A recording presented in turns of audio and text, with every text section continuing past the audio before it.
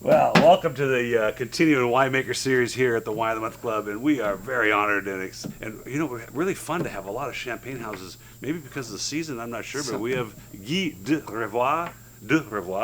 Sounds good to me. Ici maintenant. It's a pleasure having you here, and we're from Bollinger. Thank Now, you. we'll have to start with Bollinger. What? You can say both as long as you Anyway, drink it. You can as say long Bollinger in French or Bollinger in English. As long as we drink it, of course, right? Gorgeous, gorgeous wines, and I had a chance to taste them yesterday at a tasting, and we're going to taste through now. But I didn't get a chance to ask you. We talked a little about your history, and I saw that you've been in this industry for quite a long time. What you started in which? Been around for nearly 30 years, I guess. Yeah, wow.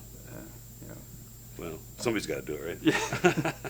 I had a chance to work through many houses in Champagne. Each of them has particular interest and know-how. I will mention names, although No, it's okay. It doesn't matter. I could, but there are own grand marks, and I can confirm that each particular mark is own stamp on the winemaking technique. The way they want to make it, That's right. very important. And I think that a lot of people don't recognize how different champagne can be. Indeed. You know, because it's just bubbly. They just think Yeah, people believe it's easy wine, produced Right. out of Shouldn't the be a wine problem. with bubbles. Right. It's probably the most complex wine to produce. It is. It's very complicated. Well, and we were talking about some of the techniques here at Bollinger, but this is a family house. Still is, for nearly 200 years. 200 years. Yes. Wow. And I invite you actually to click on the website to know the history about. There were three founders basically.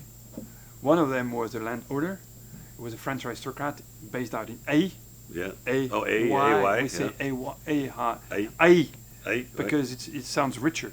If you say A, Yeah, it doesn't look good. It's But American. by the way, A. when you visit Épernay stands for après A, after A in French. Après A. And we have some vineyard in Verzenay. Verzenay in French stands for vers A, towards A. Ah, interesting. So A is actually the center place of the historical So Champagne A, district. Reims, Epernay, all those districts, they sort of This is the historical part of the Champagne right, terroir. the terroir, which is the most important part. but- Yes. So I is Bollinger has hectares there. We own 175 hectares only in the best plots, between Grand Cru and Premier Cru, in what we call the Marne district, le département de la Marne, Yeah. which is again the historical part of where Champagne was produced. Now, I'm sure there's a guest house there. I'm just kidding. Not at Bollinger, but possibly in the future. Actually, that's an interesting question because when we were in Bordeaux, we were in Pauillac, this town, Pauillac, which seems to be a little depressed and not a lot of activity there, flanked by some of the wealthiest wine people in the world. Correct.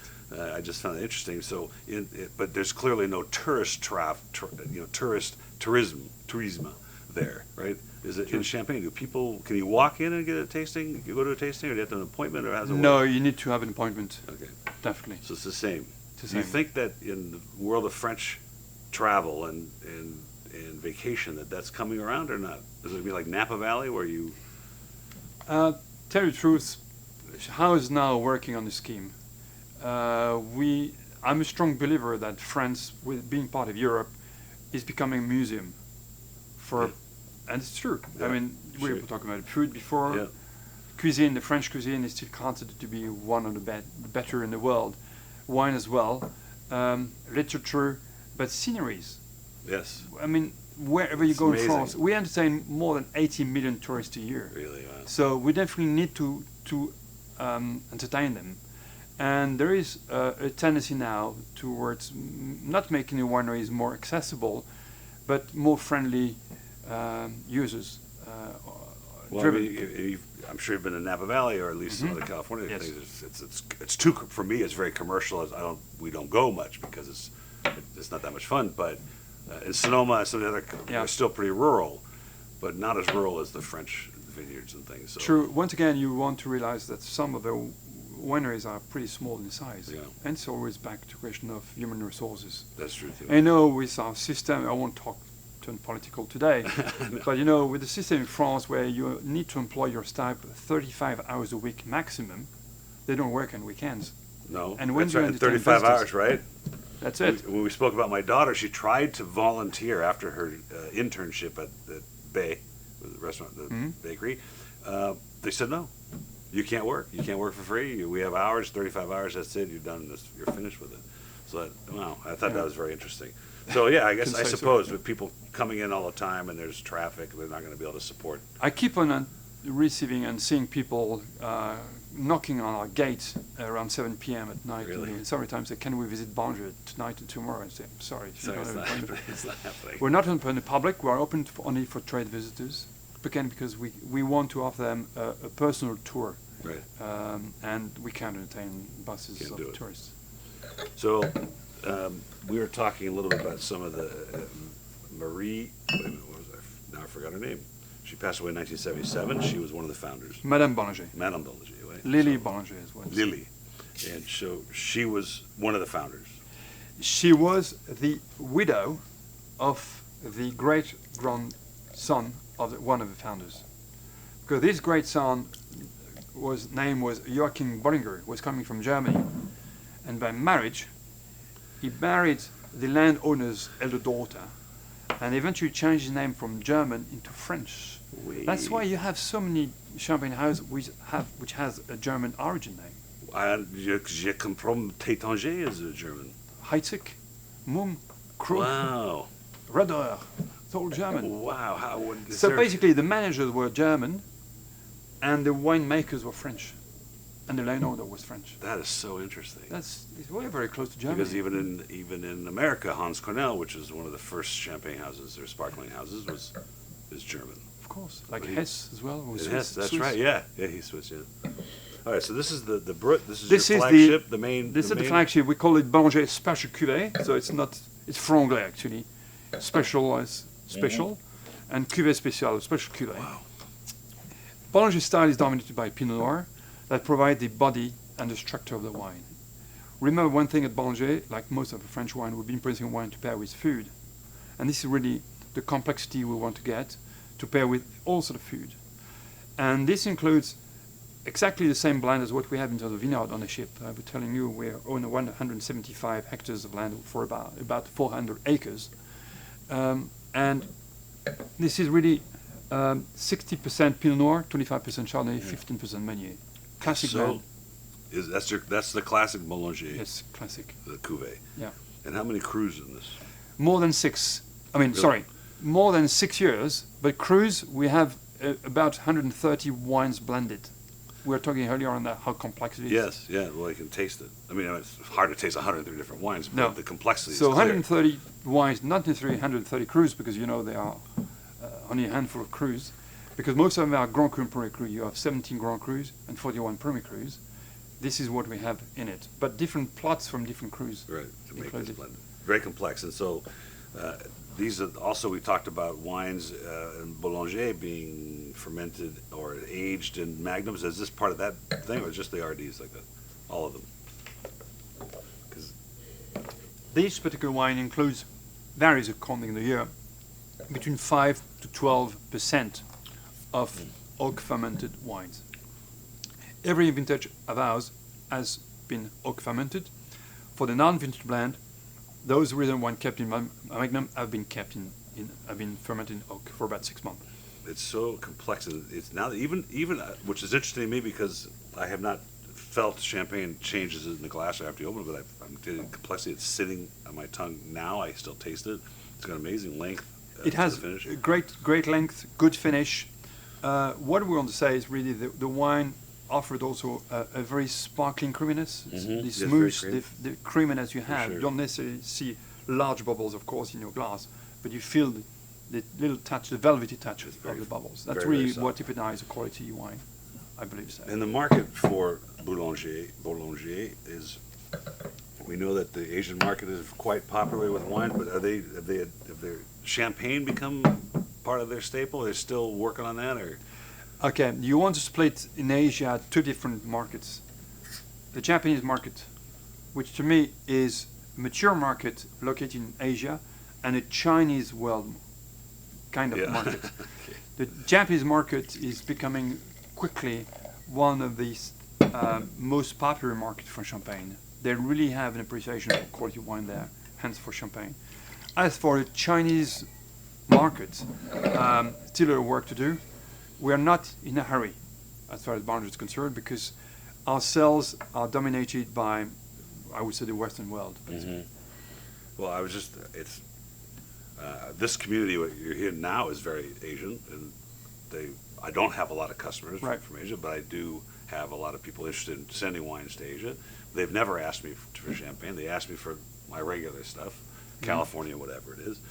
And it's still problematic out there. It's still difficult. And I wondered if they attach themselves to this level. They think they understand Bordeaux. They think they understand the premier other brands, but they've been educated on Cabernet Sauvignon and with Lafite, right, now. Yeah, of course, right. They're now getting into Pinot Noir from Burgundy.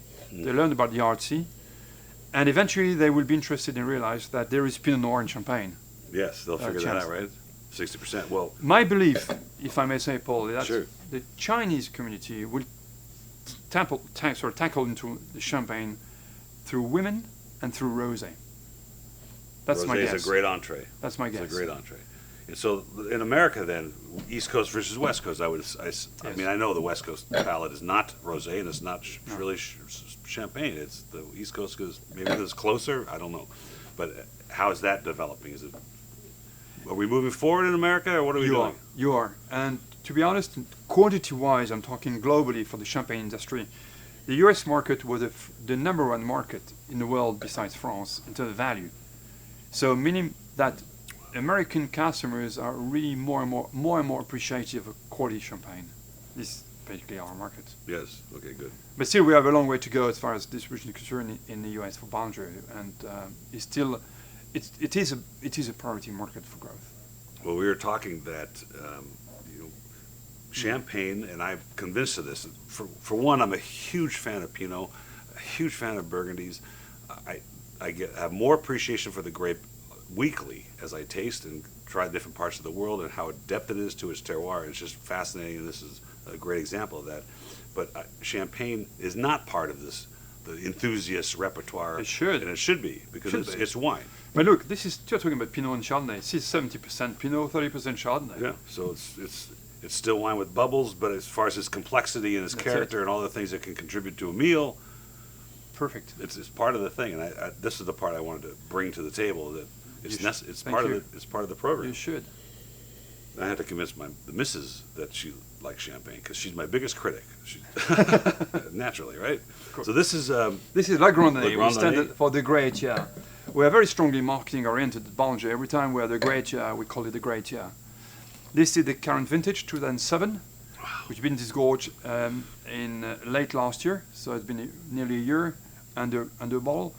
As I said before, every wine that touches with Bollinger becomes vintage. Then after 6 months of oak fermentation, second oak, we don't want to drive too much tannins, of course. The wines are blended and bottled, and kept in the cork with a staple on top of it. This is why if you look at the rim of the bottle, it's a thicker rim, because we need to have a staple. Mm-hmm. Therefore, each bottle of Bollinger, its vintage, is kept in our cellars, lying horizontally under cork. Therefore, when we want to release the wine, it has to be hand-riddled, hand-disgorged. Wow. This is not fake. This is genuine. No, this is genuine work. This is what I call craftsmanship. Yeah, for sure. I think that passion, I mean, it shows in the wine for sure. But what's interesting to me, this is a 2007, 11-year-old wine. Beautiful. I want to impress upon my customers and my clients in the future. This is 11 years old. You would not, a typical wine that's 11 years old would show age. It would show some oxidation. It would show some other, nuances that would be actually pleasurable. But this just feels complex and ready. Fresh. Yeah, it's a nice contrast. Yeah, and again, it goes through so many dishes. There's I didn't show you downstairs on my wall in our tasting room is a poster from Béziers in 1930 something. It talks about serving wine to kids at 4 years old is okay. Don't drink water. There's too much bleach in it, and it's okay to drink 2 liters of wine a day at mealtime, of course. Sure. It was a stance. I remember having seen the same thing in my grandfather's factory. The allowance for the workers were 3 liters of wine per day. Really? Yeah, because it was a factory producing some, I can't remember the word even in French, piece of steel under very hot conditions. So they were sweating a lot, and It instead of wasn't drinking water, they were drinking wine. L'Aiguille, a knife maker. Kind of, like l'Aïeul, we say. L'Aïeul, Yeah, yeah. knife. Because that was a very hot, difficult It environment. was very hot environment. So they were entitled 3 liters of wine per day. That's amazing. Well, when we were walking away after the Monaco race, which I told you we went to, they started to break down on Monday all the barriers. Yes. Okay, and I'm walking by these workers, and they've got electric guns and pneumatic guns, and they're taking these giant rivets and bolts off the thing. And then the guy had his lunch, and it was a 3-liter box of Burgundy and a bowl of potatoes. And I thought, wow, what a lunch, right? Like, Nice. in America, there's no way you get a 3-liter box of wine at your lunch. I hope you didn't drink the 3 liters. No. Right. So this was fascinating. I tasted this yesterday, the RD. So tell us a story about That's a this big boy. This is a big boy. This is probably the most iconic wine from our range.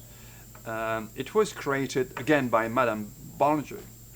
She ran the company between 1941 to 71, and she was one of those famous widows of Champagne. She inherited the job for her late husband, who died in 1941, and you remember 1941 was not necessarily the best No. year in Champagne. France had been invaded by the German armies and Nazis, so it was a tough period. So after a while, after nearly 25-30 years of economy in France, things were getting better, and it was time for the Champenois to release what they call now prestige cuvées or tête de cuvées wine. So journalists came, and some of them came from New York, asking Madame Bollinger when she would actually release her prestige cuvées, and she said never, because all my wines are prestigious. It's not because she was arrogant; she meant it. Yeah, that's what she believed. She believed vintage were particularly well appreciated. So, but she said, "I'm going to show you something that is customary in the champagne industry. When you want to honor someone who is an important person, an important guest, we go down a cellar just beforehand and ask one of my staff to hand disgorge a bottle of a particular vintage, and then I offer it to my guest, and we drink it over lunch or dinner." And she said, "I want to show the world this kind of accommodation we offer to our guest." And she had this idea, of course, to have a late released wine from very strong, good vintage, quite a number of years after the aging of the wine. And that was her idea of what they call late disgorged or recently disgorged wine, with, in particular, 1952 and 1953 vintage that were released in 67. It was unheard of. So wait, if the 52, were the vines uprooted during the war, or were the Germans honored the vines? No, the Germans did not ruin the vines at all. They simply occupied. They just drank the wine.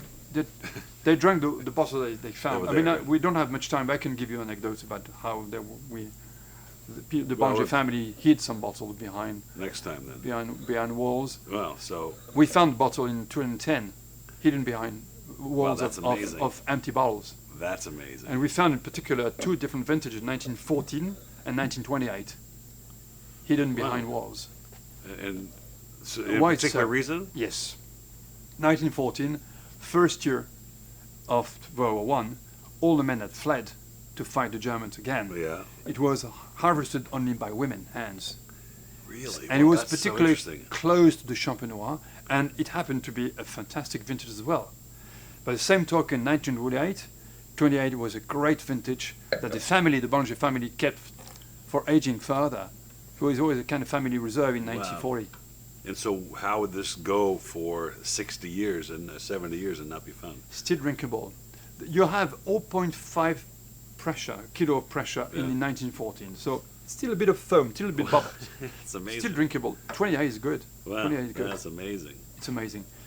It shows how great one can age. So this with this recently disgorged, which is the RD. That's right? the RD. That's what it stands for.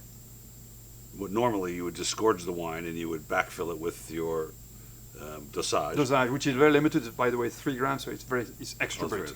so when customary to what Lily was saying, would you put the dosage in before you served it? After you've disgorged it for service, it's done. You don't have to. Yeah, to tell the truth, of the dosage was added, a little bit of dosage, Okay, so quickly. right. But the time to rest wasn't respected at all. norm. What would Because normally we be in keep the bottle, the bottle right? back in the cellars for a minimum of three months Right. after the dosage is For a added. little bit of blending and Of course, exactly. acclimation Before, and before being. wow. So this shipping is the wine. gorgeous. Now here, this is another wine. This is 14 years old, and you feel like and there's a little bit of oak in this, a little more oak. It's 100% oak fermented, same like the Grande, Yeah. same scheme. It's the same wine was been kept for an extended period of time. So it's been oak fermented as well. So you can definitely, smell it and nose. Yeah, you get it. This smokiness, this vanilla flavor. But and this has changed as well, and I find that fascinating because I've not remembered. Good tasting point. it. Yeah. The wine needs to breathe in a glass. We don't favor decanting the wine, Right, sure. but we favor using large glasses to enjoy it. Get more, a little 14. more surface air, oxidate. Now I understand too that there's a handshake deal with the Bond franchise, and that's why Bollinger is mentioned in all the Bond films, which I'm a huge fan of. We talked about that earlier. So tell me about that. It's a family story. Yeah. It's a family encounter, as you mentioned it, between the Broccoli family and the Bollinger family. It dates back in the mid-70s and was officially started with Moonraker in 1979. Right. Yeah. So next year we are going to celebrate 40 years of this particular partnership with the Bond family, although this partnership started unofficially or officially with a handshake in 1973. Wow. It's That's great. fantastic because It is again, fantastic. we have a strong, I was about to say bond with the Bond Well, family. It's true. It is true. It's true though. And we seem to appreciate each other because of this relationship, which has been lasting for a long time. We do respect what the Bond people do, and they respect what we do. It is a fact that, of course, we don't pay much money. And well, no, It's a partnership. it's just a partnership. It's and a partnership. It's mutual and it's great. And I'm a huge fan. I have the gun. I have the watch. fantastic. The movies. Right. you know, So wait for next year. No, really. We're going to release. That's a secret. Don't repeat it. Okay, of course. we don't tell anybody. The next movie, the Bond movie, will be released actually in February 2020. Yeah. But we are hopeful to release a new limited edition for the next movie later next year. Okay. Well, Valerie's here. She can. She didn't vouch for hear. that. Guy, it's been a great pleasure having you Well, here to hear about the thank you very Bollinger much and for your coming. history. Thanks for coming. Thank Cheers, you. folks. You can Cheers. call us and get either of these vintages for your consumption, your daily consumption. But Hopefully. 3 liters a day, right? That's okay. Yeah, we say. Okay. We say in Champagne we say a Magnum is good enough for 2 people as long as one doesn't drink. I like that. Cheers. Cheers.